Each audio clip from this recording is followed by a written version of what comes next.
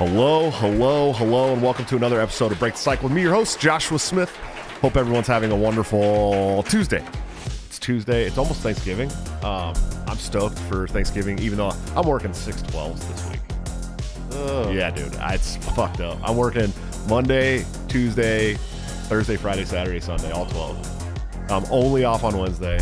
I would be off on Thanksgiving on Thursday, but my counterpart, so there's only one other guy that works days, right? We just cover each other back and forth, and he wanted to go out of town to his mom's or something, and so I was like, oh, well, we're going to do like a Friendsgiving with some friends on a different day anyway, so I was like, well, I'll just work it for you, because it's like, it gives me an extra 20 hours on my paycheck.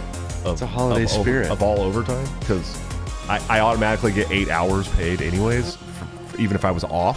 So I'm going to get that 8 hours plus an extra 12 hours on my paycheck. So it's 20 extra hours all over. True.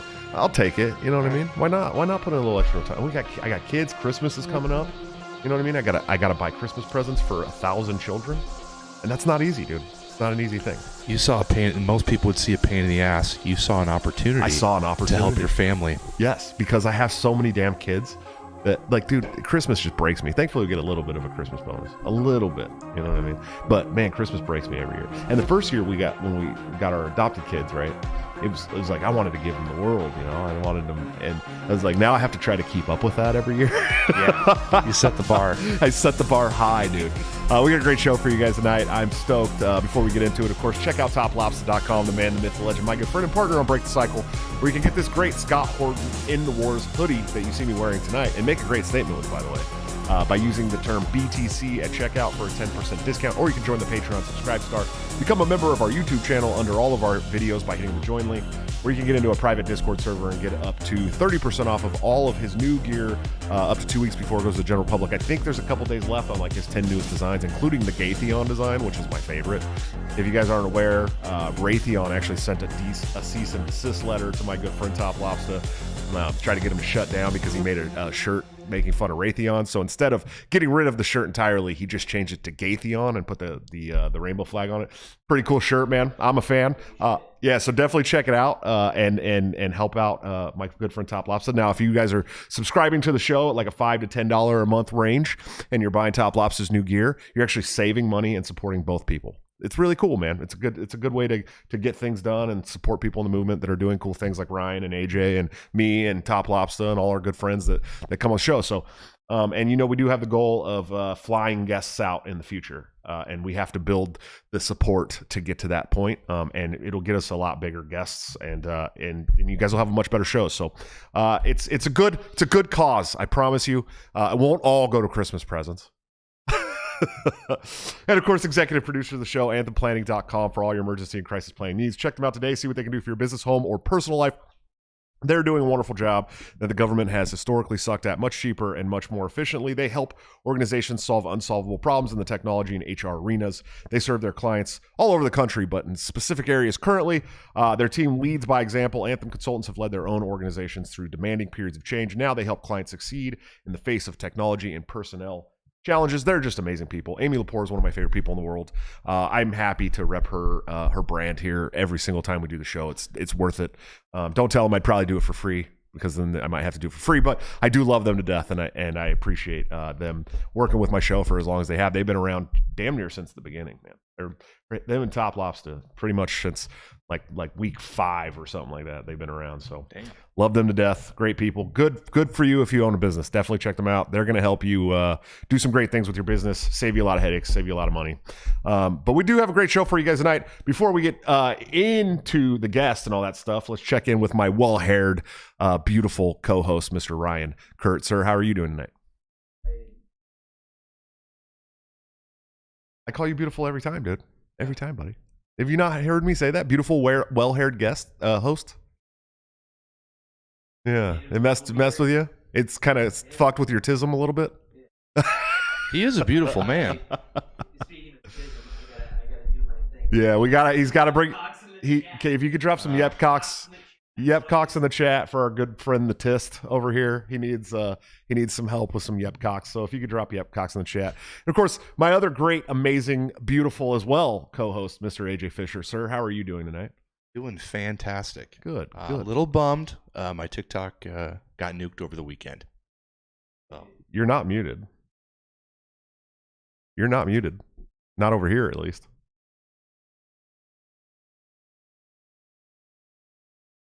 Everybody in the chat can't hear Ryan. Uh-oh. That's not good. Are you not plugged in over here? You're plugged in over here. Let me see what's going on. HyperX, what are you doing? I just turned the monitor off, that's all. Sorry, guys. Test audio. Yeah, I'm not getting any audio from you either. I don't know what's going on here. Hold on. Let me see. Let me see. Where are you plugged in at? Sorry, guys. Give us a sec. I'll fix it, I promise.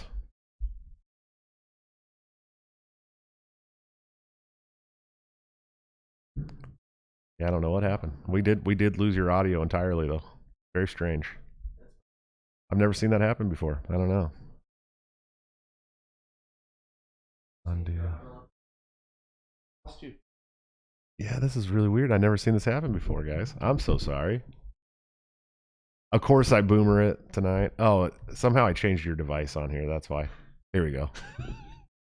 You should be good now. Give us some talking. Okay, there you go. Can everybody hear me now? Now we can hear you, Let's buddy. get the official. Good Lord. Now. Yeah, now okay. Okay. now that everybody can hear me, give me some yup cocks in the chat.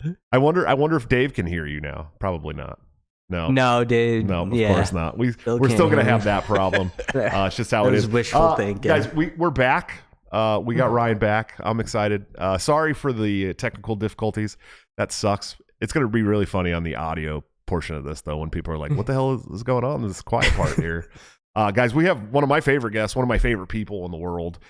He is the Region 2 representative of the Libertarian National Committee, which means he oversees great states like Alabama, Georgia, Tennessee, and Florida.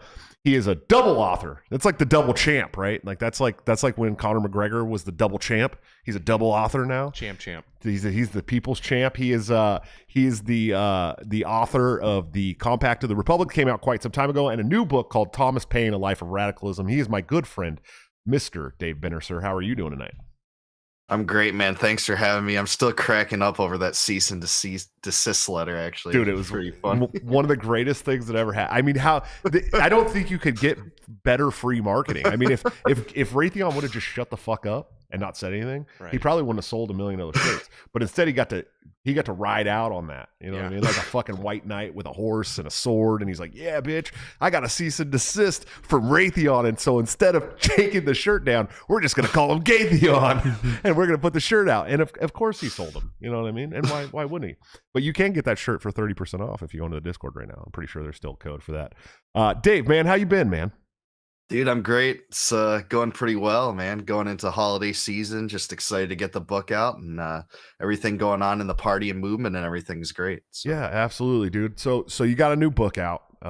If for people who haven't before, you can always go back and watch my show with Dave before, where we talked about his first book and a bunch of other great stuff and the future of the Libertarian Party and why he's in the Libertarian Party, and you've also written for Mises a few times as well too, right?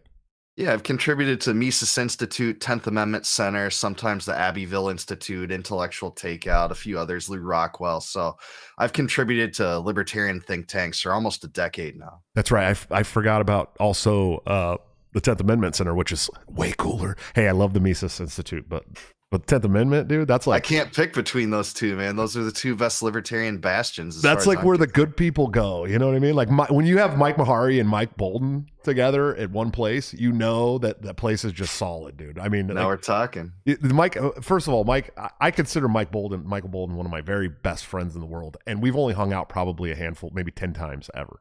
The guy is just incredible to be around. He pumps you. He literally gasses the homies like nobody else. Like he literally will gas you up to make you feel like you're walking on clouds. I don't know how the guy does it. He just smiles at you and then be like, "Man, Josh, I miss you. How you been?" And you're just like, "Oh, dude, I just feel so good now." You know what I mean? So writing for him's got to feel pretty good. But why don't you tell us about the new book, man? What's it about? Why'd you write it? What do you hope to accomplish with it? Yeah, so it's a biography on Thomas Paine, but it really centers upon his most radical ideals and his most radical principles. namely his opposition to monarchy, which was the regime of his time. Don't get me wrong. His opposition to slavery, and his advocacy for separation of church and state to a very radical extent for his time. So it goes through the entire course of his life, his most prominent writings. It has the most analysis that's ever been done on common sense, the rights of man, and the age of reason, his three most popular works, and also gets into some really interesting personal things about Paine. Like, for instance, he narrowly escaped an early death 7 times in very interesting fashion. He almost had a knack for avoiding the specter of death. So it's just an exciting, research project that's finally hit its culmination. 4+ years of effort in the making. Really excited to have the blurb and endorsements of Tom Woods, Jeff Dice, Kevin Gutzman, Brian McClanahan, and some other people that I really respect. So Yeah, absolutely, man. And so would you say that Thomas Paine was kind of like our Rasputin? Is that he just couldn't die or what?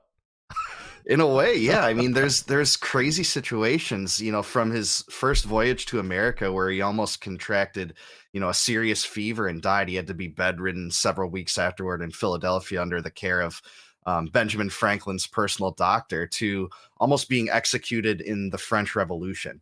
He was also sentenced to death in absentia in England for seditious libel. It was considered completely illegal and against the common law to promote writings that called for the dissolution of the English monarchy, for instance.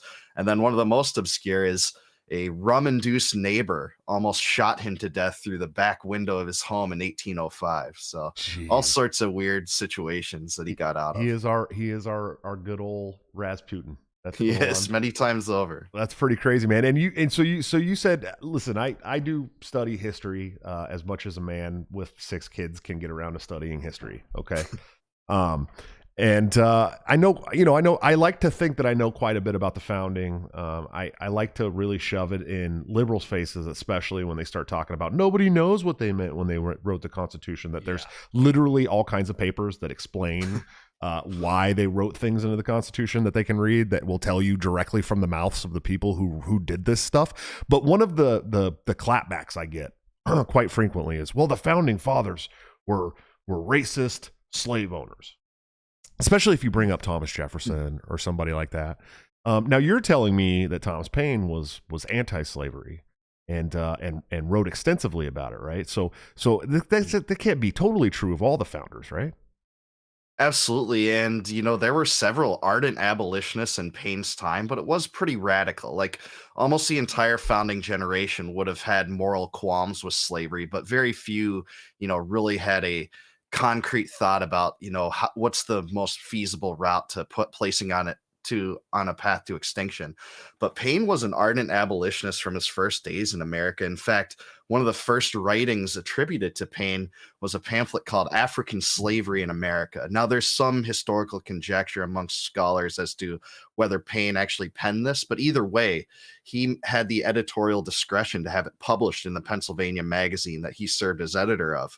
And it basically denounced slavery in no uncertain terms for the first time in published history in North America, and called for an absolute end to the institution and an end to the foreign slave trade. And this couldn't have been more radical back then. It would be like opposing democracy today, like we do. Who owned the ships, Dave? I'm just kidding, buddy. No, it's just it. I know it was like a radical abolition stance. I mean, that's back then, especially because it was just the norm to have chattel slavery on your plantation or whatever it was, your farm, and so it is really crazy to hear that there's a founder that was like pro-abolition from the very beginning, and also anti-monarchy, which is pretty wild.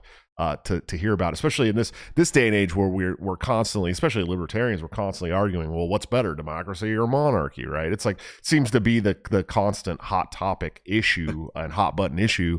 And in some instances, I think that, having a benevolent monarch would be better than letting, these fucking retards vote. Right. But I mean, in those times, especially, I mean, these were really brutal, like, dictatorship monarchies, right? I mean, they conquered, they were imperialists, they killed people, they tortured you and executed you for speaking out against them.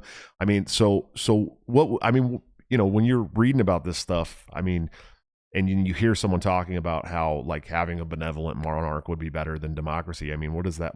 How does that make you feel and think about the founding days of America? Well, I'll take exception. I think in Paine's time, actually, the divine right of kings was kind of a dead kind of theory in terms of English monarchy. Since the Glorious Revolution of 1688, the monarch had kind of been much more subdued since then. And actually, the monarch didn't practice that much authoritarian control over kind of the colonies compared to, like, for instance, the president of the United States or the federal government does over us today. But still, you're right. I mean, prior to the Stuarts, especially in the 17th century of England, absolute monarchy was the way of the world. The monarch could, unilaterally call for war. They could make their own treaties. They could levy taxes. The king was essentially the word of God in so many ways, and at one point was kind of the head of the English church. So Right. he was so interwoven into all the fabric of society. And one thing just about the slavery earlier, and Paine's opposition to it, I wanted to add to it, is that in Philadelphia, the slave trade was rampant. Paine actually played a substantive role indirectly in influencing the 1780 Manumission Act of Pennsylvania that set a date whereupon all slaves born after that date would be free. And that was completely radical. And that influenced several other states to do the same during that course. And Paine, throughout his life, consistently erred on the side of abolition, even when the French got into a scuffle with the Haitians in the Haitian Revolution. It was a successful slave uprising. Paine, the Francophile, actually sided with the slaves, saying that this was a natural response to their bondage. So just an added thing there too. That's wild, man. First of all, I don't understand why they don't have Dave teaching real American history at college level. We need more people like Dave who are willing to talk about that kind of stuff instead of, I know Dave wouldn't go out of his way to just paint America has always been the good guys. You know what I mean? But also he'll tell you not in my life, right? Well, definitely not in either anybody living today's life. And but there was a time where we were the good guys, and there were people in this country that ran the government that were the good guys, right, Dave? I mean, that's there were small pockets of time in which that was true. I think Jefferson's first term, John Tyler's term in office, maybe Martin Van Buren. There have been few and far between, but this last century is the worst by far. Oh, it's been since the progressive era for all the reasons you talk about. So. Oh yeah. I get a lot of heat from libertarians when I talk about repealing the entire progressive era, which is not. It shouldn't be like a radical position in the libertarian movement to okay, when did the progressive era start? When did the progressive era start? Yeah, what's like the starting line? the green or the New Deal? I always want to call it. It was prior to that. Before that, yeah. A few decades before. Would it be Hoover that it would? No, it wasn't Hoover. It was before that. Maybe like women's suffrage. Wilson, Woodrow Wilson. That's who I'm thinking of. Woodrow Wilson. Would that be? He's the one that got us into World War I. He was the first Ivy League. Was it president? Was it before or after Woodrow Wilson? Most people would put the start of the progressive era before Woodrow Wilson, but certainly Wilson was kind of like the zenith of the progressive era. So yeah, and then the New Deal and those jabronis really pumped it up. But I just talk. People are like, oh, why would you repeal this? Would you repeal that? I'm like, yeah, dude, I'd repeal the whole thing. And then they start getting into the Constitution with me, and I'm like, and then they realize that I'm an anarchist at heart. You know what I mean? And then they're like, oh, well, we're gonna use all your sound bites against you, and I'm like, okay, but that's not really what I am. You know what I mean? Like, I'm not against women voting. I'm against everybody voting. I think voting's terrible. I think voting, you know what I mean? But I am against women voting, but also against everyone else too. You know what I mean? It's like, well, do you think that black people shouldn't be allowed to vote? Well, yeah, I do believe that. Right, but I also believe that like white frat bros from like Ivy League schools shouldn't be allowed to vote. And like, well, and the women voting thing too is prior to the 19th Amendment, many states allowed full suffrage rights to females, and which state would prohibit it now? I don't think any would. So even if you repealed the 19th Amendment, it wouldn't have any change anything. effect. Yeah. Well, I don't know, maybe like Alabama, Mississippi, and Do you think? I don't think so. there might be a couple of states that are like, all right, no more women vote. We're fucking done. One of my favorite I want arguments is the people that think the only thing preventing slavery in America is the law. Right. It's like, Well, kidnapping and assault were already illegal during the time of slavery. And what is slavery but kidnapping and assault? right. Well, and I think that repealing that, specifically that amendment too, it's funny because people are like, oh, would you repeal that amendment? I'm like, it literally wrote slavery into national law. I mean, that's what it really did. You know what I mean? Because now you can be a slave if you commit a crime Punishment. as a punishment. It literally wrote it into the Constitution, and people don't realize that because, first of all, nobody reads the fucking Constitution. These people that talk about the Constitution on Twitter all the time, they don't read the fucking Constitution. They only hear about the Constitution from CNN or MSNBC or whatever news channel they're watching when they're hearing about gun legislation. But they only had muskets. Right. And it's like, okay, cool. Well, they only had a quill and fucking ink too. You know what I mean? So get off the internet, bitch. You know? But There was full auto guns. right. And so it's always those are always the people that are arguing with me, and it's hard to explain to them like, yo, it literally, our prison industrial complex was written into the Constitution because of that stupid fucking amendment. And then, if I can get through to them and get them to actually read the amendment, a lot of times they'll be like, whoa, I had no idea. You know what I mean? But I had libertarians attacking me on saying to repeal that amendment. Like, listen, I know that I get a lot of shit online and I'm very brash and I'm edgy and I say a lot of shit that gets people all pumped up and blood really? Provocative. But I gotta tell you guys a secret that you may not know about me. I'm not a racist. Okay, like I'm super anti-racist. Wait, since when? I think it's fucking disgusting. I'm not a big fan of it. But here's the thing. My TikTok live would I disagree. get called it a lot for saying things like, repeal that specific amendment. They went nuts on me, dude. Yeah. Right? And I'm like, you're literally arguing for an amendment that has created the prison industrial complex and the most incarcerated country in the world. Yeah. And you're calling me the racist. Go look up the stats of who's in prison. Okay? You're the fucking racist. You're the There's one. 2 million prisoners now, isn't there? Oh, dude, that's way more than that. It's way more. Way more than that. Is it? Oh, yeah. Well, actually incarcerated, in the US. it's like 2 million. That's the figure that's thrown around is like 2.1 million. Yeah, it's got to be a lot more. Gotta be, Either way, what I'm Because saying I've heard is like 18% of the population in prison.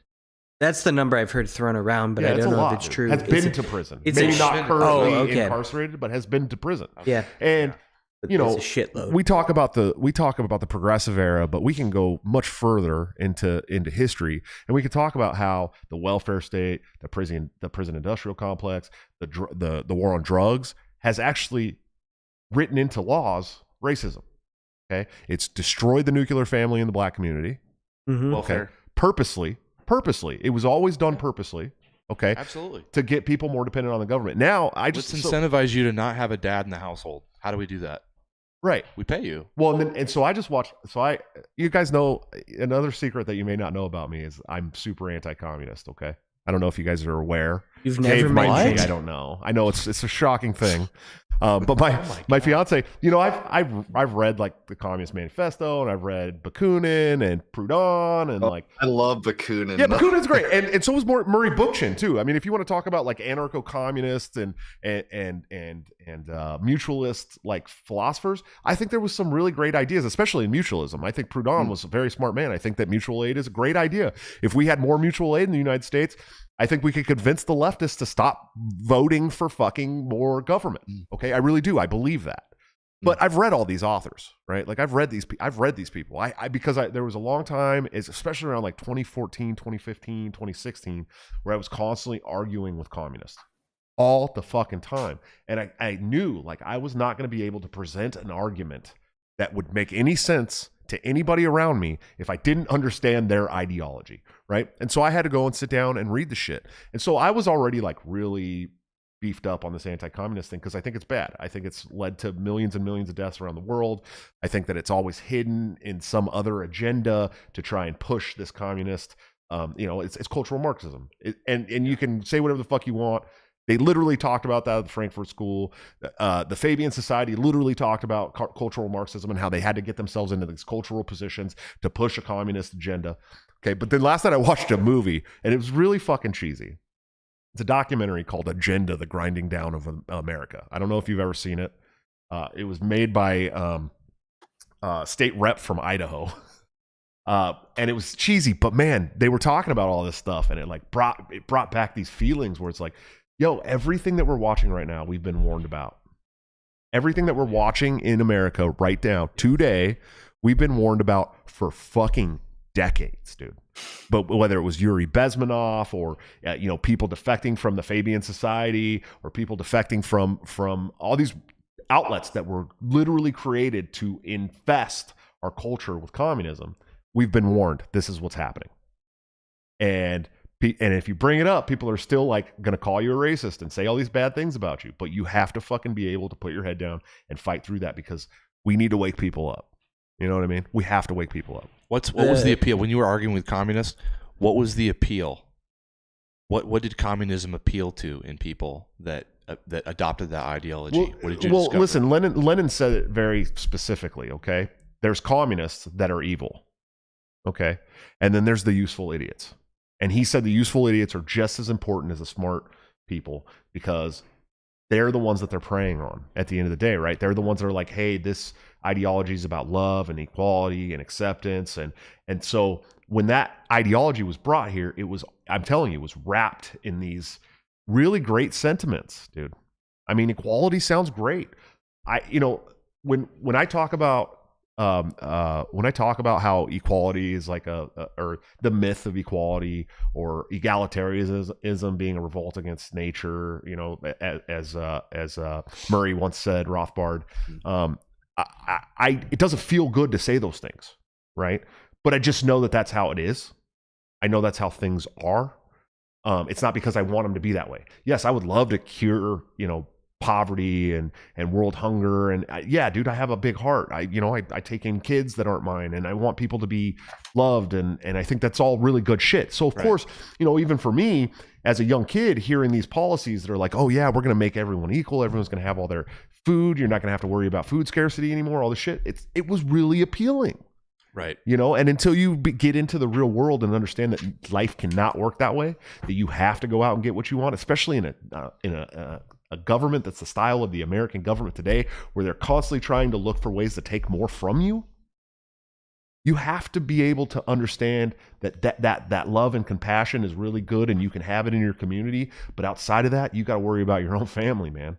You know what I mean? And so communism doesn't work. It's a failure. I think it appeals to obedient people.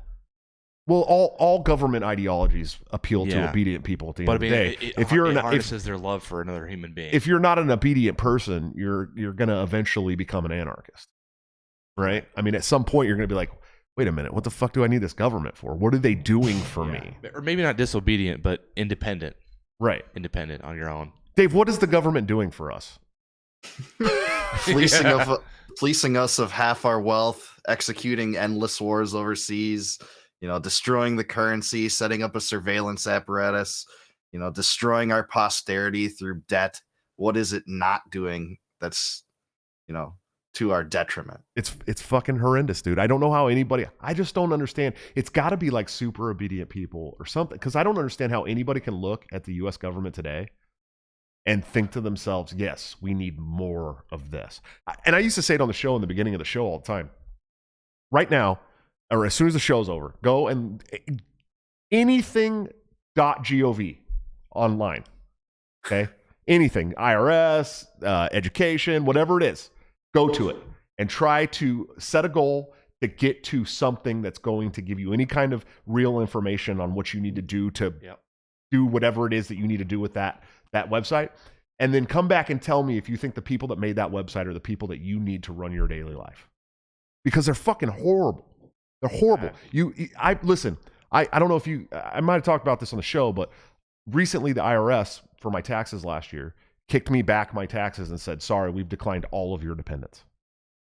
Okay, I claim 8, including myself. 8, right? And it's very clear that everyone in my home is my dependent and I'm the head of household, right? You guys have been here. I'm financially responsible for all of us. Okay. But somehow they've decided that those aren't my dependents. And they want all this information from me to prove that they're my dependents. So I sat here for 6 hours one day on my computer, typing up this letter, trying to get them all the documents that they needed. And then I go on the website where they're like, oh, you can do this online submission, right? And you can submit them as documents and this and that. And every time I go to submit a document, it kicks me out of the system.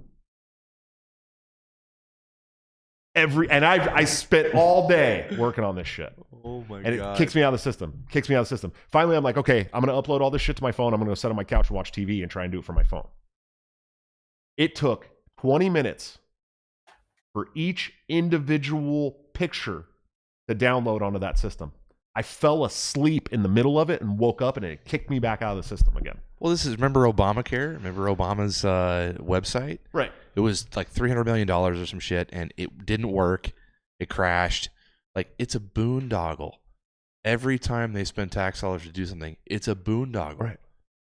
Are those the people that It's you want almost like it's on purpose. Are those the people that you want? Individually, give me the same amount of time and I could develop a better website. Are these the people that you want to run your health private industry, private sector? It's done in 24 hours. It's cheap, efficient. Here you go. Here's your options. That scale of website wouldn't be 24 hours. It would be 9 months and a whole team of people. Oh, no, that's what but the government took. The privacy, government took 9 months. It was 9 months for the government. Yeah. And they had endless money and endless people. I might have said 300 million. Yeah, it was like 30 million. I think it was $30 million for a website, bro. Holy cow, you're gonna have Yes. like I could get a team of 3 or 4 people together and do it for, I don't know, Yeah, correct. what, 200,000. Yeah, I don't know. Well, unfortunately, it was a guy that crazy. sent pallets of money to our enemies and just landed and said, "Here you Dave, go." you're a big Bitcoin guy. I'm a pretty big Bitcoin guy. I'm not a total Bitcoin lackey, but I'm a definite believer, man. I've gotten a lot more into it over the last year. I'll tell you that. You got any thoughts about fat crypto bro FTX and that shit? I mean, I just tweeted today on the national account. If you think that was a scam, wait until you find out about the IRS. No shit. That is a good tweet, dude. I didn't even I think I about that. saw that actually. I think I might have seen That's that. a good tweet. I didn't even think about that. That's true. I mean, they Taxes, don't raise the hold a taxes. fucking candle to the scam that the IRS has run on us. And don't get me wrong. I mean, that's what Saifedean Ammous calls a shit coin. It was totally administered for the sole purpose of fleecing people of their money. It's Right. not a decentralized currency with no administrators that's saleable over space and time, scalable and based on a finite supply like Bitcoin is. All the attractive qualities that we love about it. Right. Okay. What's up, Ryan? Do we think the FTX sex tape is real? Yes. I don't think What? it is at this point. He has a sex tape with the two. I think the word on the street is that there's a sex tape of the house. Oh dear. I don't God. think it's real. How much do you have to pay to not see it? Well, the other day I heard a bunch about this and I was like, I want to see if this is real. I couldn't find it anywhere. God. And Yeah, of course the he wants to see it. Do one you remember the last- picture that Yeah, was and Ryan, Ryan, that's a 2. The Let's bring Ryan, this up Ryan, the on my last show. episode on the last Yeah. episode, he said she was a 5. You said 5. Yeah, she said he was. okay. The she was most a solid common 5. picture of her is like a 3, probably.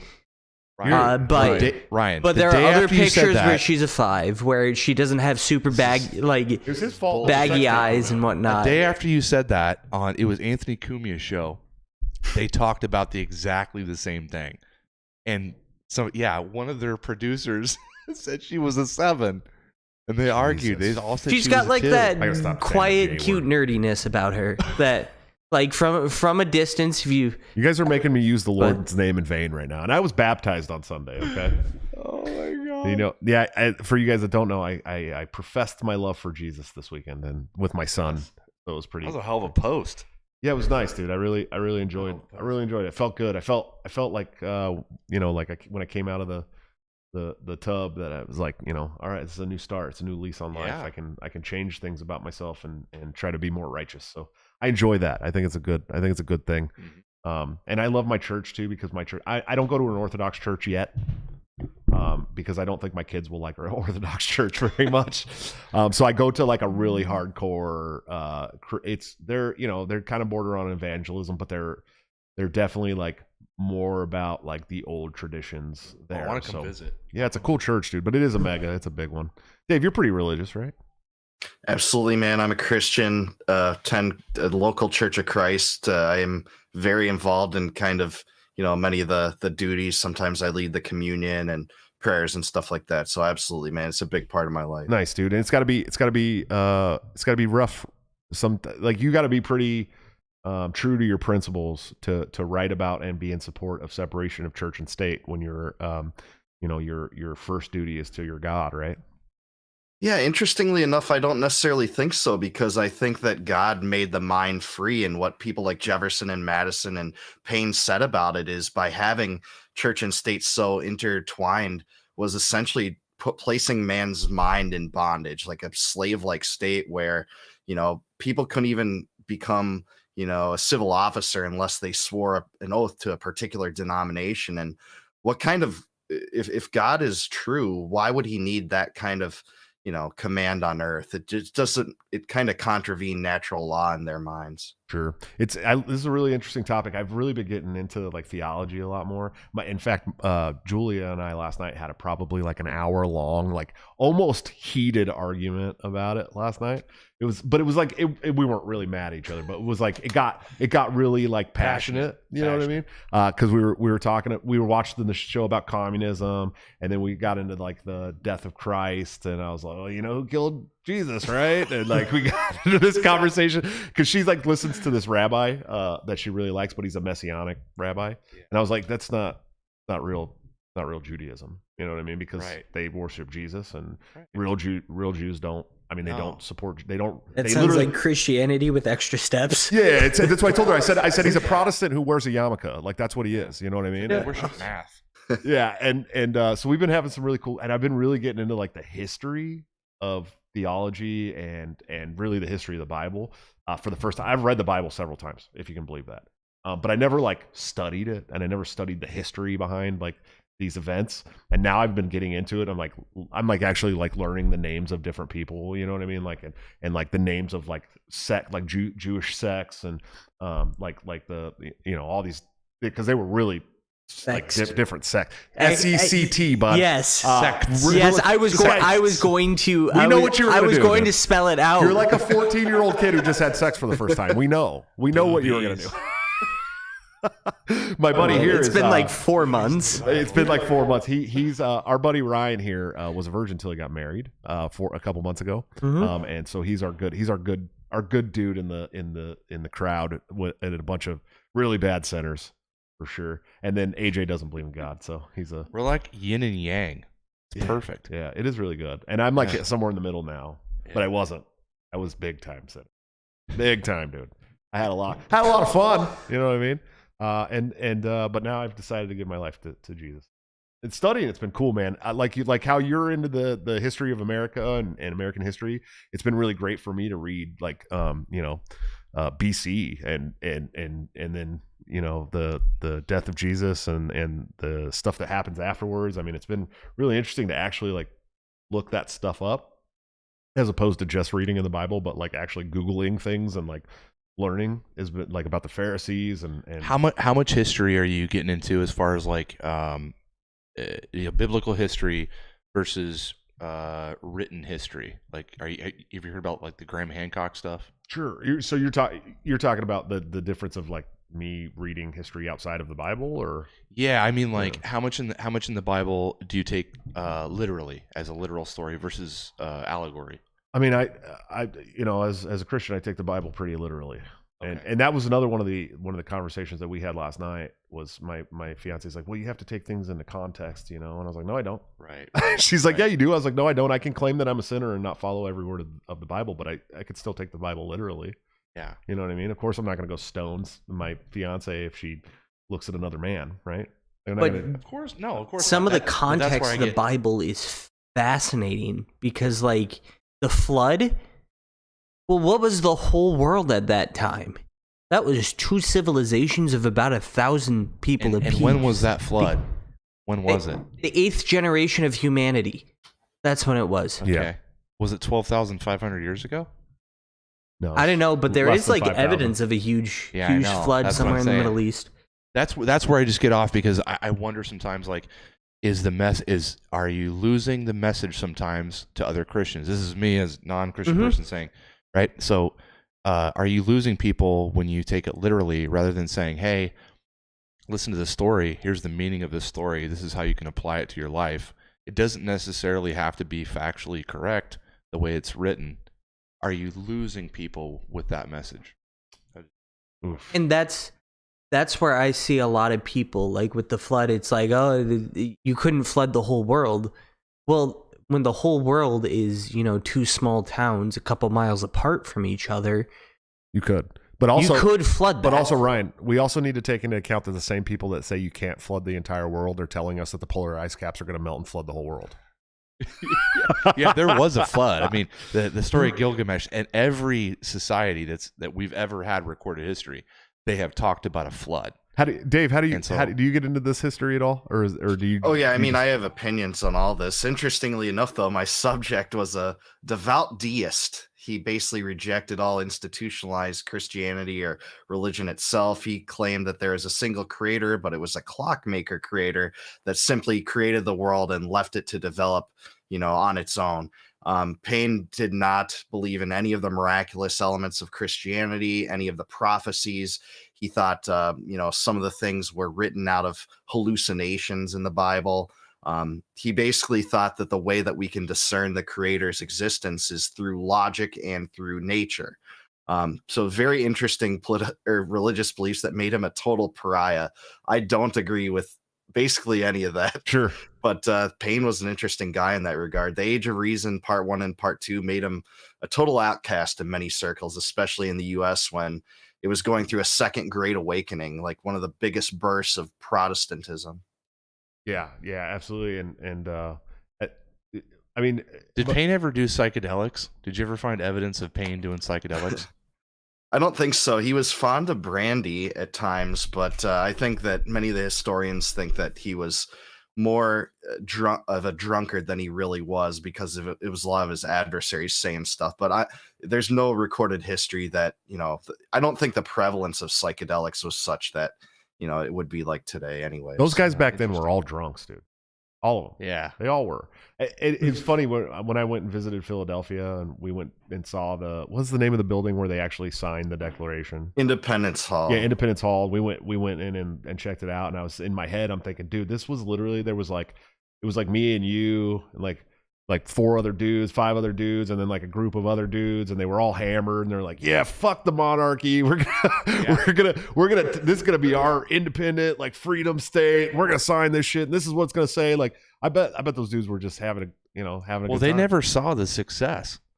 No. They did, right? No. Like, a lot of them were tortured and killed, and their families were fucked up, and like the founding fathers did not have that was not a happy story for them.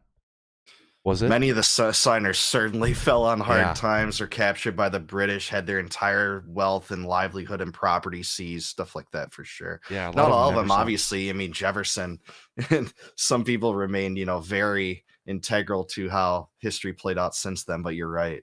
So Payne was an anti-federalist, right?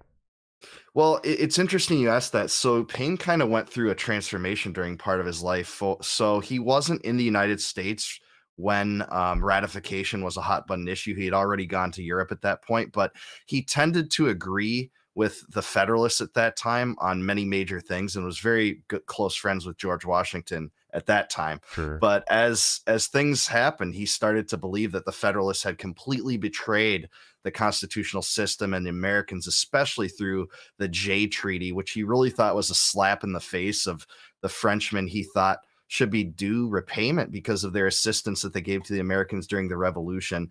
And he said, hey, this is a fledgling Republican country. Why can't we be in an alliance with the U.S.? Well, Washington, Hamilton, Jay, and the Federalists wanted to kind of link the U.S. more closely to Britain, and that was not to Payne's satisfaction. He also decried the Alien and Sedition Acts, which basically criminalized criticism toward government in a sick way, even like 11 years after the Constitution was ratified. So, Well, yeah, because you could be put to death for sedition.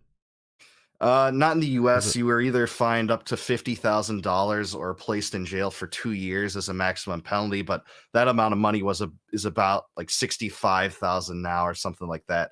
But under British common law, you could absolutely be put to death for sedition. It's just so wild. Wait, to did me. you say Wait, 50,000? Yeah, but of that money in 1798, now it's like 70,000 now. Oh, okay, I got Would it you. be- because of inflation. only Because be the Federal Reserve, 70,000? boys. Wouldn't it be like 7 million or something like that? No, he's No. saying at the time they translated it, so it wasn't $50,000 in their time, Oh, okay. right? Yeah, he was already Correct. translating it. Okay. It was. was I'm like- sorry. it was yeah, like it was like a 650. few thousand or something, and now Okay. it becomes like 70,000. Yeah, 50 I said 50 originally. Sorry to confuse. Yeah, 50,000 50,000 our 50,000 money. back then would be about 7 million now. Yeah. Yeah, no shit. That's like I'm retired and fuck all this political stuff. I'm out of here. You know what I mean? Like that's legitimately that's like when Maj Touré was talking about how when the Libertarian Party starts to come to prominence and some of us start becoming like bigger actors and he said some of you will take the bag. Yep. And it's I can't remember who it was. Somebody's like, yeah, I'd probably take the bag, and I wouldn't tell anybody either. But there'd be hints, and dude, that's the kind of money where it's like all of a sudden you see me rolling around in like an Audi R8, and people are like, all right, motherfucker, where'd you get this money at? You know what I mean? Like We're gonna go to once a month for the shows, guys. yeah, we're gonna go ahead and go down to once a month for the show. I hope everyone's having. That's when you'll prefer a Janet Yellen cocktail reception over a lecture by Ron Paul. Yes, and man, that was you can't tell me that I love that line, dude. I love that was Lou Rockwell and Yeah. Lou gave a speech on the regime libertarians that was just scathing, dude. And it is one of my very favorite speeches. If you have not heard the Lou Rockwell speech on regime libertarians, dude, oh my god, dude. I don't know that there's a better scathing review of what I like to call winos, right? Like libertarian in name only. I don't think there's a better review, like a scathing review of them. Do you, Dave? No, I mean, I love that speech too. I mean, you see that play out. I try not to get too far into it as far as like creating schisms with other libertarians, but you certainly see people that would rather bump elbows with the regime rather than try to topple it, which we should be doing. Yeah, we on this show we like to say that they're trying to get invited to DC piss orgies. Is what they're trying to do. Of course, I'm a little edgier than most people, but that's what it is. They want to go. They want to go hang out at the DC piss orgies. They wanted that ticket on the Lolita Express to Epstein Island, and they would prefer that than having dinner with Michael Malice and talking about abolishing the federal government, which is just blows my mind. Blows my mind. And then they I call just want us the like piss orgy because then I like they call us piss. the not real libertarians, right? Like they're the ones, and then they're like, "Oh, you guys aren't real libertarians." It's like, dude, you're trying to go to a DC piss orgy, and I'm trying to abolish the IRS and the Federal Reserve, dude. Who do you think is more libertarian in this scenario? Truly, like you want open borders? Okay, well that's cool. I don't mind open borders either, but I think that we should probably abolish the Federal Reserve and get rid of the IRS. And hell, man, at some point we can just tear up the Constitution and we don't got to worry about federal government anymore, right? And they're like, oh, whoa, buddy. You went a little too far there. You took it a little too far there. And I'm like, oh, and I'm not the real libertarian. You're the one that's like, oh, let's take a little nick here and a little nick here. I only want open borders if I can go to Bohemian Grove. Yeah. Let's all fly out to Martha's Vineyard. I'm going, hey, Nice, listen, I'm going to Bohemian Grove to kill Moloch. What? There's a human sacrifice going on, guys. And that was pretty good, Dave. You've been working on that? It's not good. It's all not good. orchestrated by the Clockwork Elves, Well, here comes Hillary Clinton, and the demons. Oh, you do pretty good, AJ. That's pretty good. Not bad. Yeah, I like that. That was really nice, dude. Yeah, I saw a post the other day that was really funny that I probably shouldn't bring up on the show, but it was what's his name? The I'm coming in real life. What's his name? I always forget. Sam. Oh, Sam Hyde. Yeah, Sam Hyde. The Candy Man. And it's the picture of Sam after when he's giving the interview after the boxing match.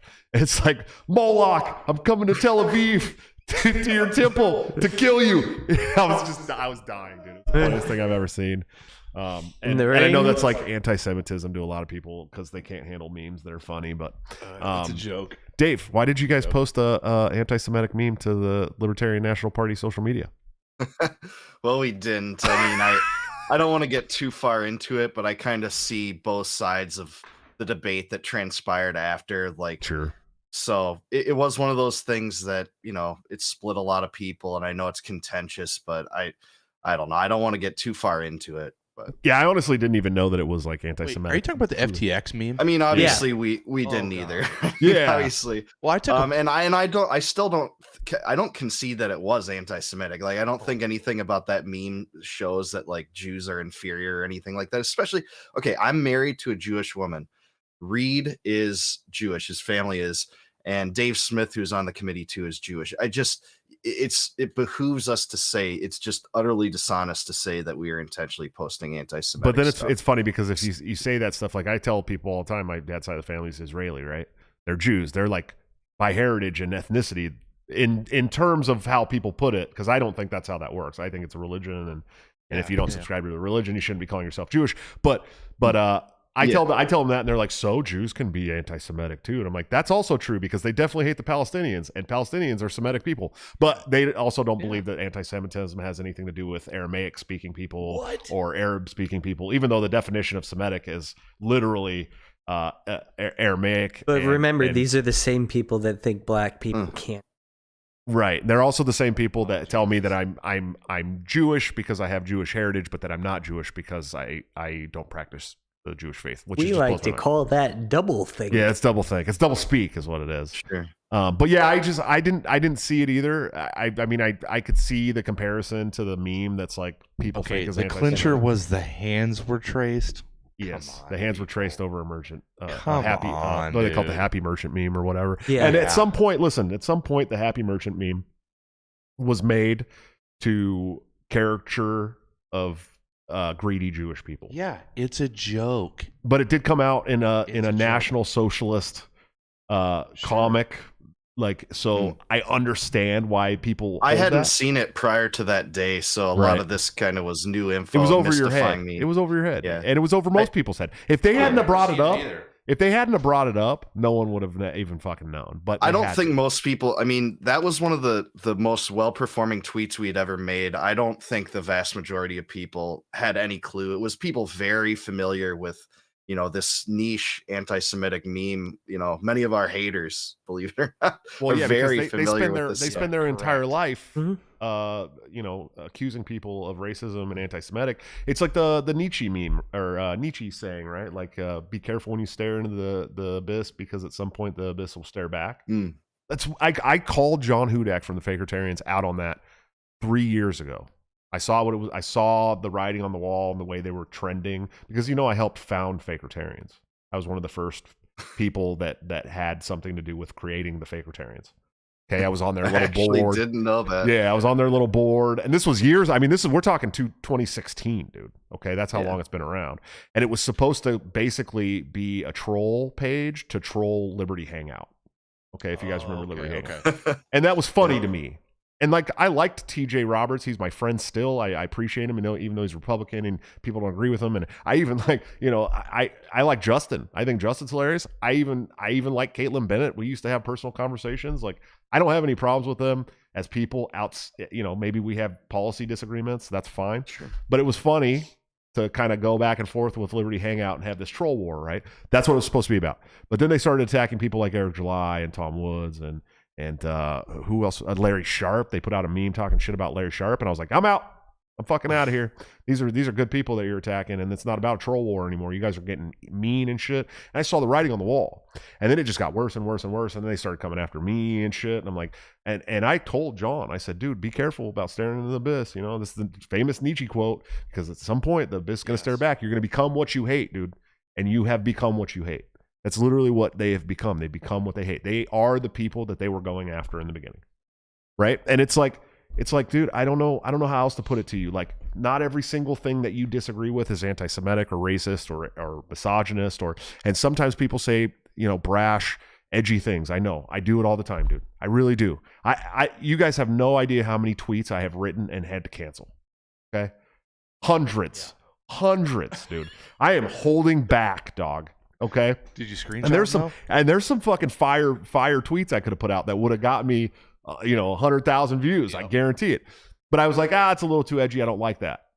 And so I kind of police myself, and I am edgy, and I mean to be edgy. But these people have devolved into personal attacks, right? Yes. So it's not even anymore about my edginess. Like, they don't give a fuck about my edginess. All they care about is personally attacking you, slandering you, libeling you, and trying to ruin your actual life, right? And that's not good. Good people don't do that, okay? Even if you don't like what the person's saying, even if you disagree heavily with the person's saying, even if you think the person's a piece of shit, you don't try to ruin their fucking actual life because of internet feuds, dude.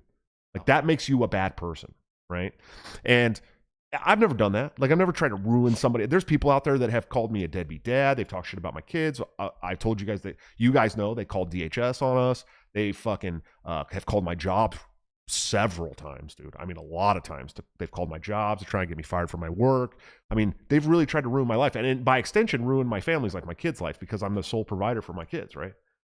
So they've tried to just think of how hateful and spiteful you have to be to know that you would be affecting the livelihood of children through it.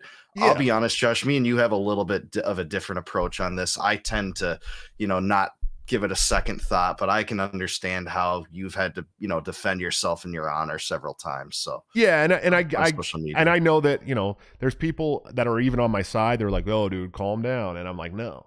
Right? Like, no, I'm not gonna fuck these people. It's hard for me to tell someone what to do when, like, they're literally facing the brunt of someone that's trying to get their family ruined, to be honest with you. Absolutely. It's not for me to tell them.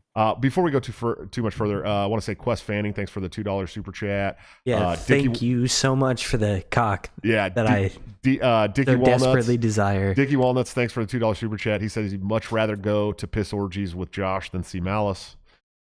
And then Heath Long, man. Hey, thanks for the $50 super chat. We appreciate you. Hey, thanks, man. He said, would the LP FTX graphic been more or less effective had the unfortunate hands not been drawn in? Here is $1.66 in 1913 money. Can I chime in the hands thing real quick? Yeah, go ahead. Okay. So when I saw that, I didn't notice the hands at all, right? So then I saw in that, it was a tweet feed, I think. I saw the hands were traced. I went, number one, who fucking cares? But then I thought, okay, then who noticed the hands? Who saw that meme and noticed the hands were traced? It was I'm just saying, okay, so that tells you what memes they were looking at. They're the dogs, dude. Like, they're the dogs, right? Like they talk about dog whistles, but they're the ones that hear the dog whistle. Yeah. Yeah. Straight up. Hey guys, let's take a second to have a moment, a word from our sponsors.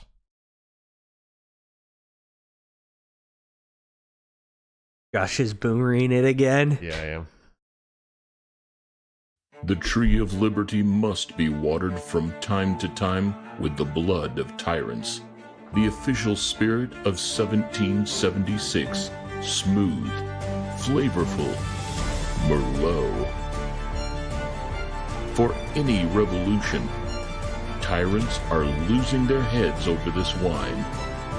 Enjoy the taste of freedom. Drink the blood of tyrants. Order today at bloodoftyrants.wine. Save 10% with the code BREAK.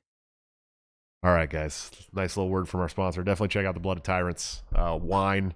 Tyrants are losing their head over that wine. It's good stuff. So, yeah, man. I don't know, man. It's crazy. It's crazy that these. I don't want to sit here and talk about the Fakertarians the whole time, but I did help start that page.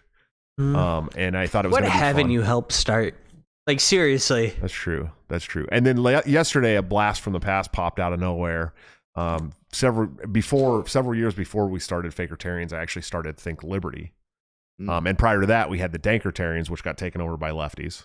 But we all left like a escape pod status and started Think Liberty, and we had our own private chat. We became really good friends, and this absolute terrible shit person, including somebody that started the Fakertarians with me, downloaded the entire chat of Think Liberty and then tried to blackmail me with the chat to drop out of my chair race in 2018 against Nicholas Sarwark. Literally tried to politically blackmail me with a chat that they couldn't find anything that I said abhorrent enough to force me to be upset about it. So what they did was they said, okay, we're going to release the words of all your friends unless you drop out. So they tried to use the people. They tried to use the people that I cared about to hurt me enough to get me to drop out, but I didn't drop out. I stayed in, and I had a long conversation with those people because they if you've ever been in an online chat, some shit gets thrown around in there, and it's jokes and fucking playing around, and it's not public, and it's supposed to stay that way, and so it did hurt some of my friends, you know what I mean? And it really kind of made Think Liberty fall apart. And that was the beginning of this shit. Okay, it's way worse now. Way worse. I mean, back then it didn't affect my real life at all.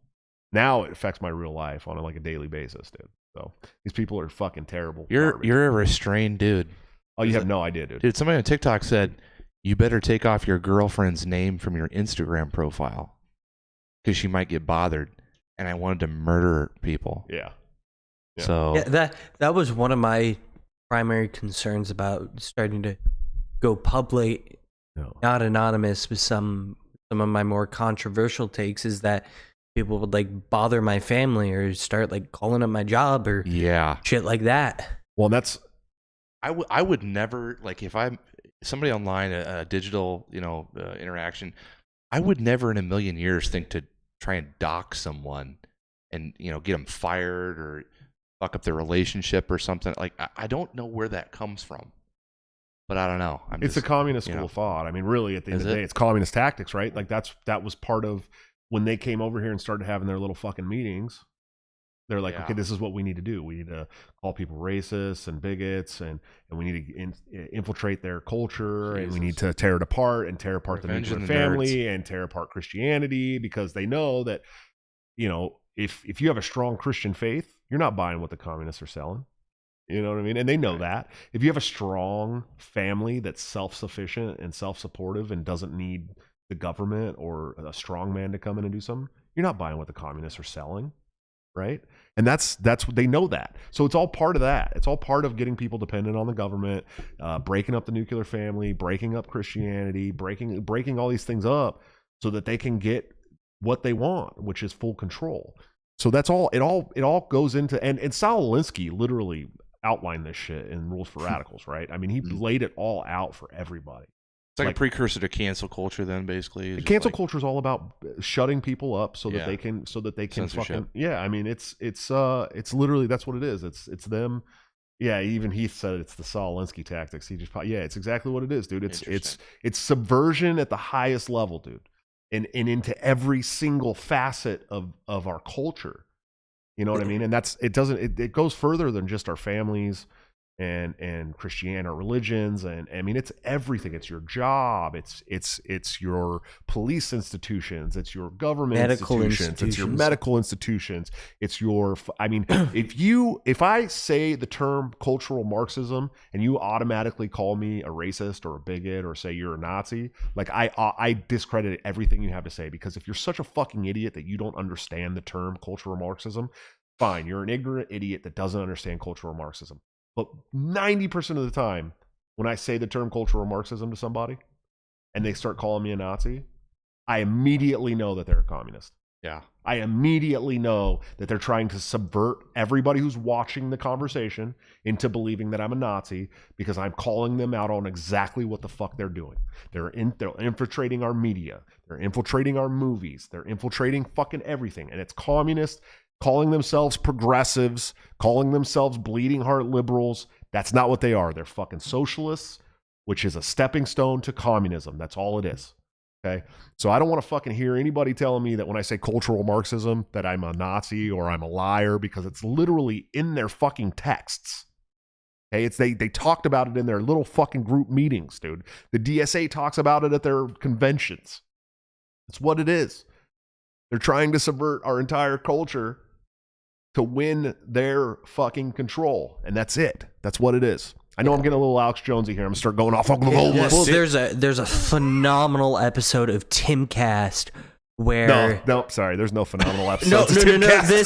No. This is the best episode of Timcast. He has on a survivor of the Cultural Revolution in Maoist China, and she lived through all of that. I don't. Yeah. That's probably right. I don't remember her name. I don't remember her name the North Korean chick? No. She Chinese lived through the cultural revolution. He said she Chinese. That was racist, dude. You don't have to make fun of him, bro. Oh, she. Got it. Yeah, She's Chinese, and she goes through like all of the steps, and basically the only thing that has prevented it from like taking over entirely in the United States is the Second Amendment. They can't fucking Let's talk disarm about the Second Americans.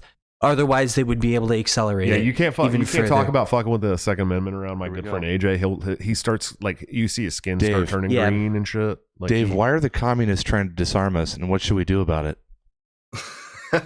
Buy more guns, 3D gun printing, local level gun nullification, support state gun sanctuaries. Do what Missouri's done recently. Did you see our new? all those things are helpful. My Did you see nipples our are new hard bill right that now. just- Did you see our new bill that just passed, Dave? No, for Iowa? Yeah, No. we had. Buddy. They called it the Freedom Amendment. They've and called AJ it the knows Freedom quite a bit about Amendment, it. which is a great name. It was Public Measure 1, and it placed the Second Amendment in our state constitution with strict scrutiny as the legal language. What do you think about that, Dave? Oh man, strict scrutiny. I hear that phrase and I know how frickin' anti-gun advocate lawyers can just poke holes right through it. I hate the language of using that, but I don't know what your status quo was, but I'll just say We're a that constitutional carry state now. Yeah. Okay. Yeah. Yeah. Yeah, I mean, strict scrutiny, it's just that that's bothersome to me just based on the legalese of lawyers that would, say that, there's a climate emergency, so people have to be disarmed. Would you have voted for that amendment though? I don't know. I would have to. What was your constitution before it? It was silent on the Second Amendment. Yeah, it wasn't there at all. or gun Yeah, rights? we had no protection against In the the feds coming state in. constitution, yeah. Yeah, no. I mean, I guess I probably would support it, but I don't So what know. about Texas though? Because Ultimately, this- it's not really the language that matters. It's really the cultural happenstance and sensibilities of the people, right? Because there's plenty of states that are silent on gun rights that haven't really tried to crack down on it that much. It's really what I think is the cause of all constitutions and all places with constitutions is that regardless of whether you have a constitutional or system or not, all governments are inclined to become tyrannical. Like Thomas Jefferson said, the natural course of things is for liberty to yield and government to gain ground. And you see that with guns too. Yeah, by the way, he's got all the quotes down, like every quote you could possibly ever want to hear. Not Some of the really. founders, No, man, you know knows who them all. does though? Bolden. Bolden, yeah, is for better sure. than me. Bolden is the best. Bolden the is like best. Bolden is like the Scott Horton of founders quotes. who's the 10th Amendment Center guy that does the YouTube videos? It's Michael Bolden. And Oh, Mike that's him, Mahari. right? Mike Mahari does them too, doesn't he? Mike Mahari does like smaller clips, but Bolden does the podcast, and Yeah, yeah, you're he talking- absolutely Oh, is so an he's got glasses and he's encyclopedia. like, it's the 10th Of the Amendment quote. Center, like super loud. Yes, that's Michael Bolden. He's Oh, been on my he's the show. shit. He's been on my show several times. In fact, one time I Okay. had I one think you time. were talking about him earlier. And I'm like, Yeah. I don't know. Yeah, that's Bolden. He's Okay, he's, okay. he's the homie. I had one time I did a show with Michael Bolden and Scott Horton at the same time. Did Bolden get to talk? Yeah, Bolden well, get to- that was the thing. It was like Bolden, Scott, Bolden, Scott, Bolden, Scott, and I'm like, I'm like, and it was like this isn't my show anymore. It was Dude, funny. we like- had- huh? We had Adderall to the Horton gills. on for a live stream for candidate support for the party a few months ago. And Angela was like, all right, Scott, talk about foreign policy. And it was like 15 minutes later, Angela's like, all right, Scott, we got to go to the next segment.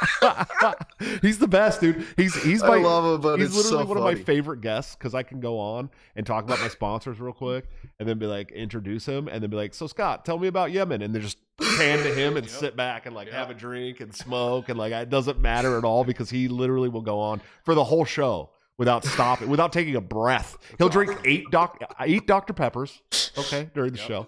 He'll drink 8 Dr. Peppers and just go on and on and on about Yemen and Somalia and one of the shows that I had, because I've had him on 3 or 4 times, but one of the shows I had him on to talk about Waco, and and he knows a ton about war overseas, especially in the Middle East. I mean, it's definitely his specialty. Yes. But the man knows more about the CIA and the FBI and their domestic terrorism than anybody I know. And he went off on Waco, and my God, dude, it was just so beautiful.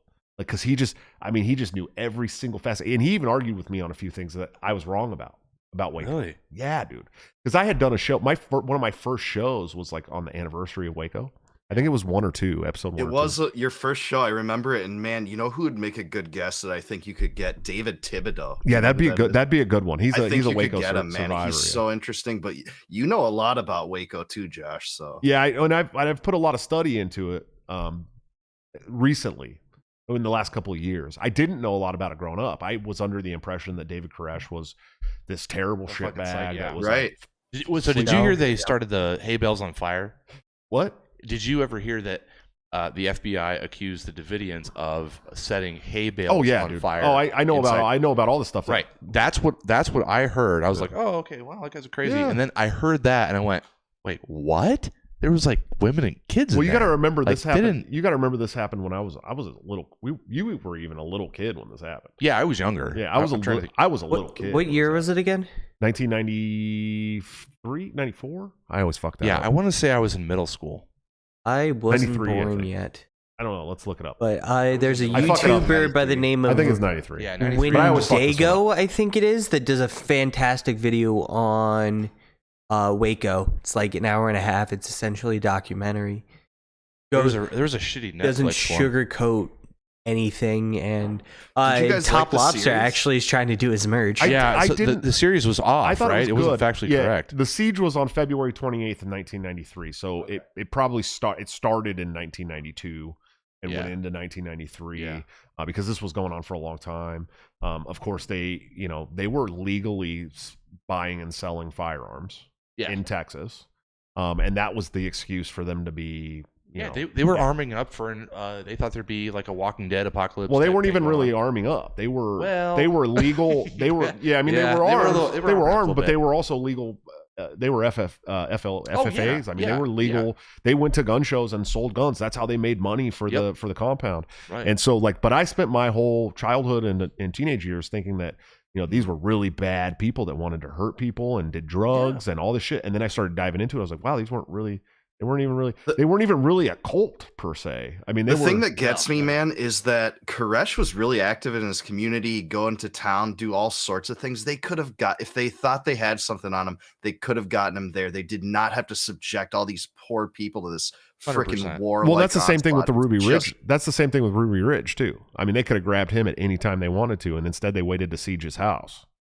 It's just sick, dude. Yeah. I can't. They enjoy fathom. that shit. They enjoy that shit. No, they think they're want, at fucking they want war. that to happen. They want there to be a spectacle where they have the person that's opposing the government, like on all color 4K, right? Yeah.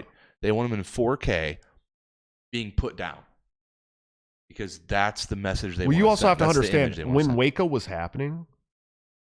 What was it? Was it the ATF? Was literally in their negotiations for their budget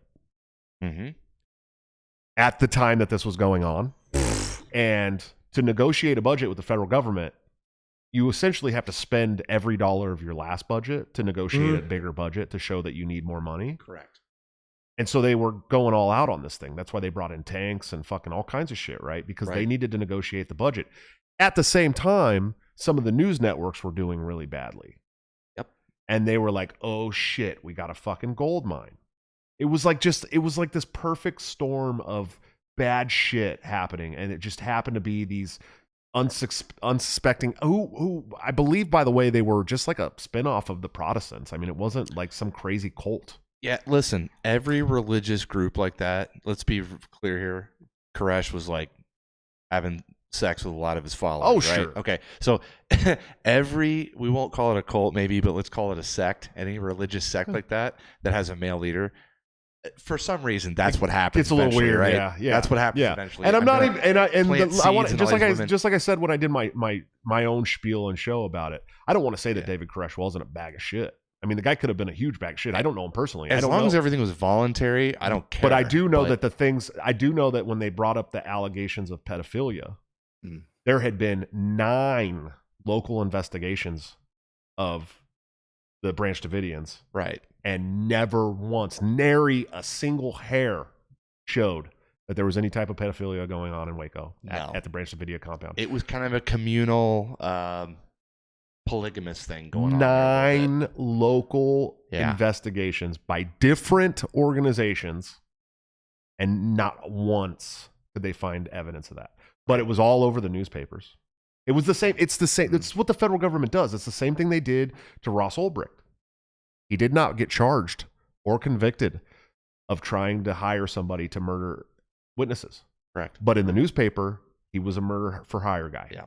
They was hiring paraded him hitmen. around the country saying that he tried to hire people to murder witnesses. They still do. People post that on Twitter all the time, and libertarians had to correct them all the time.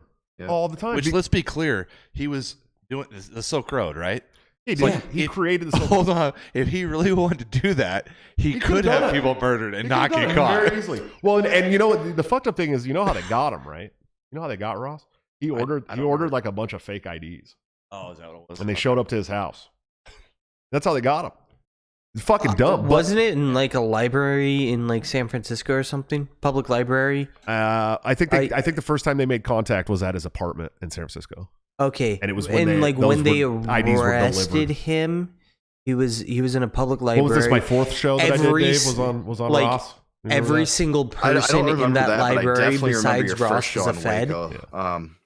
I need to go back and watch your show on Ross. I'm interested in that. Yeah, I did like a deep dive into Ross's case, and I talked to a bunch of people prior to doing the show, and I laid out some clips. I had some clips ready, and man, it was just that's like one of the Julian Assange and Edward Snowden really stick out to me as terrible, but nothing sticks out to me that's more terrible than the railroading of Ross Ulbricht, who was just a good college kid, like who created a free enterprise website that and got double life sentences. I mean, with no violent charges whatsoever, zero violent charges. We're super pro Snowden, pro Assange, and pro Ulbricht on the LP National account, and we've gotten like a lot of like left wing dissidents that also are so that have complimented us on that. I'm really proud of that. Right. Yeah, I am too, and I think we were pretty quiet about it prior to this LNC, which I think is a good thing. Especially Assange, and I talk about this a lot. Man, we had the upper hand on the journalist thing, like the corporate news media. Before Trump went into office, we had the upper hand on that. We could have used our leverage as a think tank, as a messaging outlet to try and push the Trump train to, before you walk out of office, if you really want to give the biggest middle finger to the corporate news media, free Assange. That's it. Because Assange literally was the middle finger to the terrible mainstream corporate news media. And you had the opportunity to be that guy who spent 4 years complaining about fake news in the corporate news media, and then released the guy who fucking put them all on blast. And you didn't do it. And that, you're a fucking coward pussy for that. You know what I mean? In my opinion. And but also the Ross Ulbricht thing, he talked so much about free enterprise and reducing regulations and this and that, but he didn't say a fucking word about Ross Ulbricht. He talked about, not government spying on citizens, and he didn't do shit about Snowden. I mean, the guy was all fucking hot air. Yeah, it was a tough position for him. I mean, I'm not making excuses for him. You're absolutely right. But on his campaign, he basically said Snowden should hang. So, right. I mean, we already knew he had disdain toward whistleblowers, I think, going into his term. Yeah, absolutely, man. We're getting to the end of this thing. Dave, where can people buy your book at, bro? Yeah, man. Thanks for asking. So my site, davidbenner.square.site. Go there. You can buy my book on pain, both hardcover and paperback, as well as my previous book. There are personalization options if you fill in the little field on the form. I'd love to give these to you. They make great Christmas presents for yourself and your family.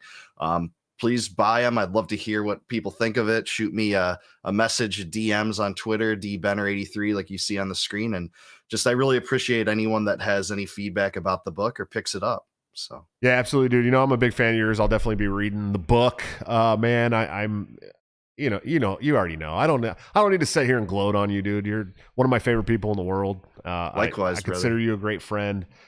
We've heard each other snore several times. You know what I mean? So, and this time when we go to wherever the hell we're going for an LNC meeting, you better be my roommate. Okay. Yeah. Hey, I can't wait. They put it on the same weekend as Tennessee's annual convention, which I'm so sad about that. But I'm gonna try to make it. We'll see what happens. But if so, for sure. Yeah, I think it looks to me like A lot of people are going to be pushing for New Mexico. I'm going to be pushing for Alabama, dude. I saw that. Hey, man, that'd be good for me, but it's my fiduciary duty to my region to try to get it in my region. Alabama's that, so hey, I cheer for you. We've I said never, Atlanta. ever had an LNC meeting in Alabama, I saw that. Yeah. and Mobile, Alabama is actually pretty fucking cool. I'll trust you. It's like as far away as you could get for me, but hey, maybe it's a great place. I enjoy it. No, I've actually been to Alabama several times. I have a really good friend that lives in Huntsville.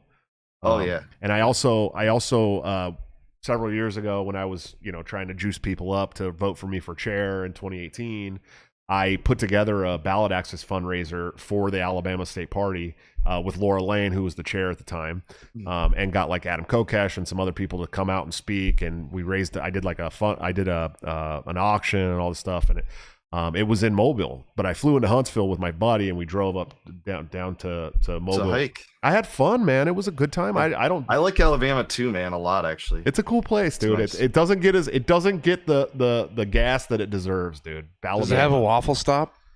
Everywhere in the South's got a Waffle House every quarter. Yeah, dude. Everywhere in the South's got a Perfect. Waffle House, bro. Mm-hmm. You have to Everywhere. understand that everywhere, like Texas and then east in the South, has a Waffle House. Okay. Yeah. It's We- ubiquitous. It's all over, and even there are some that even go a little north from there, but Yeah, not I think very Ohio many. has quite a few now, actually. Yeah, Ohio has some Waffle Houses, of course, but I don't think there's anywhere that has. I've never seen a place that has more Waffle Houses than Georgia, though. The I waffle just houses haven't, are dude. migrating north. They're fucking everywhere in Georgia, dude. Literally, like every 5 seconds, you're like, there goes another Waffle House. Holy shit, there goes another Waffle. Holy shit, Tennessee had a lot too. There is, Good. dude. Tennessee has a They're lot of Waffle 2 Houses. miles away from me. I'm happy to say, dude. I love it. I fucking dude. One of my favorite.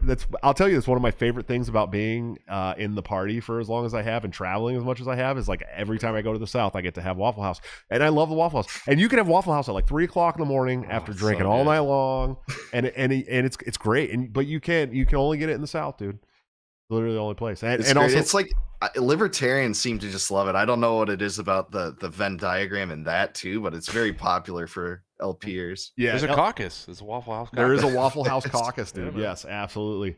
Well, Dave, I'm a big fan. I appreciate you, man. Hey, you want to do the after hour show with us for a couple minutes? If you can hang on, I'll get this thing Dude, closed out. I would love it, man. Love it.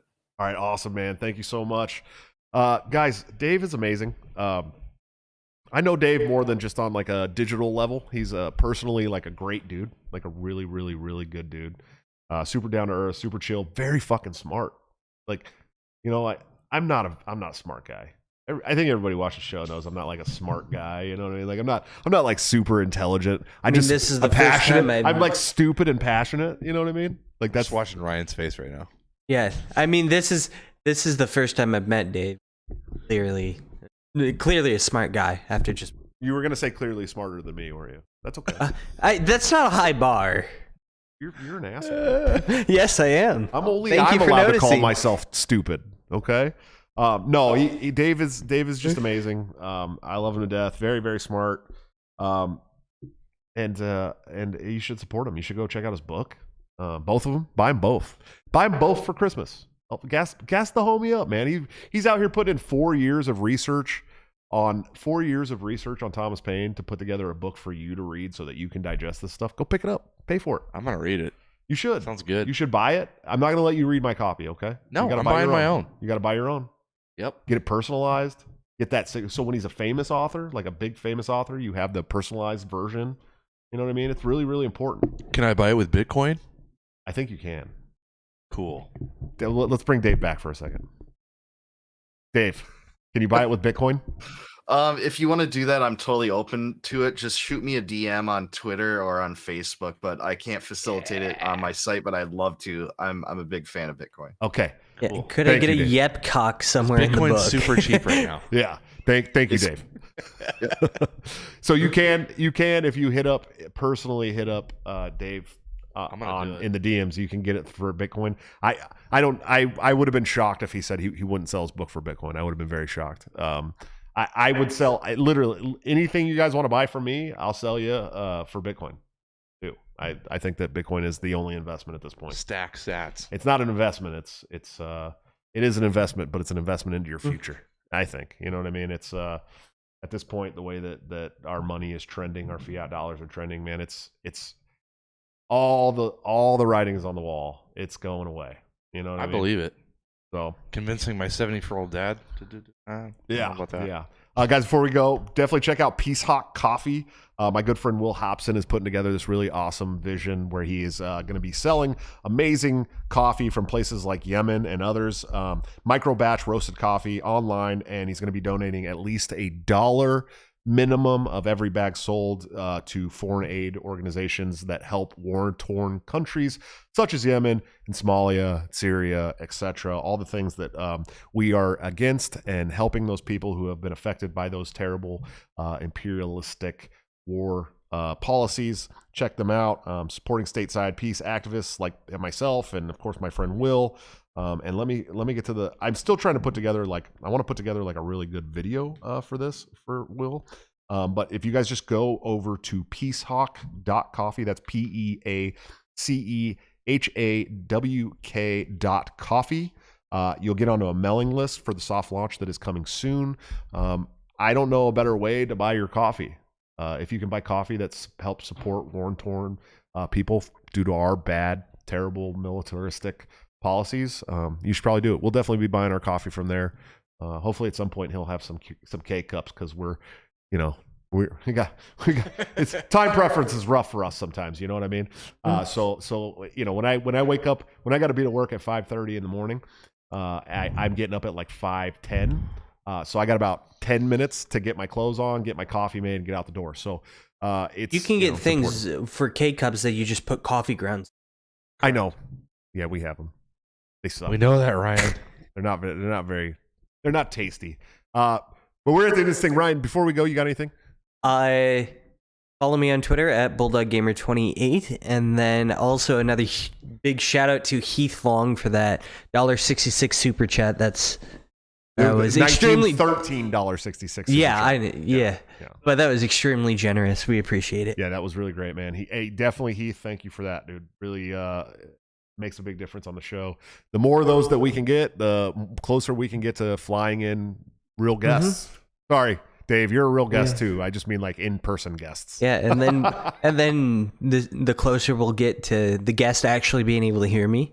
Yeah, the guest being able to hear you. Yeah, because we need to get a new audio interface. There are still some audio things we need to get done, and definitely some more visual stuff as well. But one of the biggest goal for us is to get people into the studio and get the guests to be able to hear Ryan. That's very important. Mr. AJ, anything from you, sir, before we take off? Have a great Thanksgiving, everybody. And if you feel like supporting me on TikTok on my second account, poison_tip_2.0. Just the tip of Mr. AJ. Just the tip. Oh, damn, we got Forest Mommy in the chat. Forest Mommy, we miss you. I hope that Elon... I'm a Forest Mommy simp.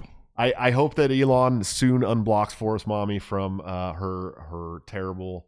What? Oh, she's been kicked off of Twitter for quite some time now. No, I Mommy, mean, no. She got kicked off. I have to be a simp of Fat Nick Sarwark in the chat. Fat Nick Sarwark's great too. It's funny because there's the Fat Nick Sarwark, and then I was the Fat Ben Shapiro for a long time on Twitter, but they ended up getting that account when it was still the other jabronis running the site.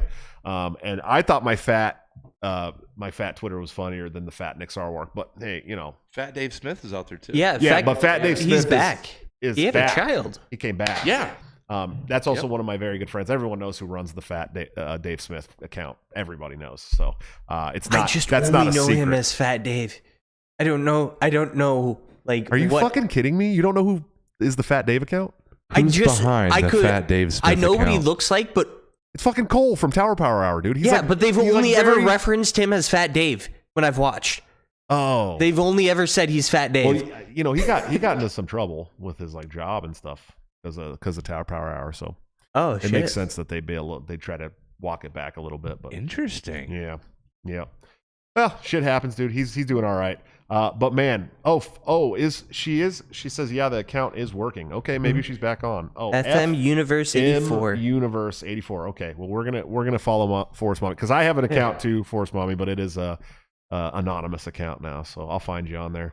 Guys, I love you to death. Thanks for coming on the show. Thanks to my guest, Dave, my co-host, Ryan, and AJ. You guys are beautiful. There's going to be another show on Friday. It sounds like these two jabronis are going to be out of town, so it's just going to be me and a secret guest that I will announce by Thursday. Maybe it'll be the Thanksgiving announcement special, but it's going to be a lot of fun. You guys are going to want to be there. Until then, don't forget to break the cycle.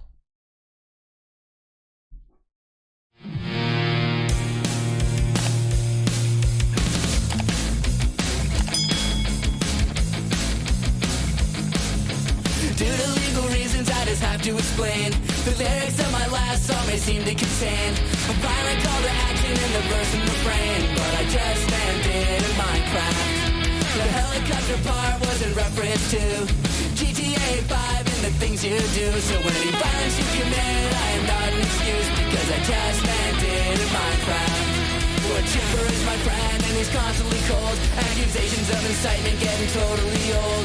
Make your own choices, yeah, you have control, because I just meant it in Minecraft.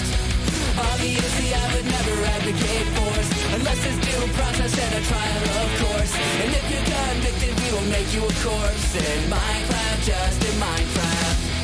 Nothing I mean, you know it. The product finished, gets it close to COVID.